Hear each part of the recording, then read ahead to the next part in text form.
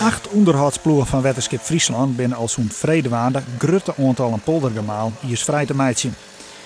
In de meeste gevallen is één druk op een knop genoeg en hij je er geen werk van. Maar hier bij ABG moet er meer gebeuren.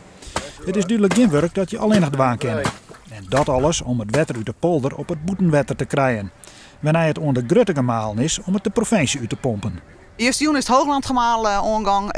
Heel voorzichtig want we kunnen niet met alle macht draaien. Want dan nemen we het ijs, zakt dan sabot naar beneden, neemt het taluts mee. Dus dat levert een soort skeer. Dus je moet heel voorzichtig beginnen. En we zijn blij dat het echt taaiwaar wordt, want dan kun je op die manier gaat dat mooi vlot. Eén onderhoudsploeg kan alle dagen maximaal 60 van deze gemalen is vrijmeidje. Het taaiwaar helpt er wel bij. Hier net echt heel erg dreig. De kleppen zitten nog wel goed vast. Die hebben nog luchtzagen moeten. Maar verder voelt het redelijk daar. En al dat werk is net vaneerd. In één komt er beweging in. En dat bloedt net zonder gevolgen. Dat is maar goed, hè, want wij moeten een soort wetter kwijt. We hebben natuurlijk 2 weken net het kwelwetter fått melden. We hebben sneeuw gekregen.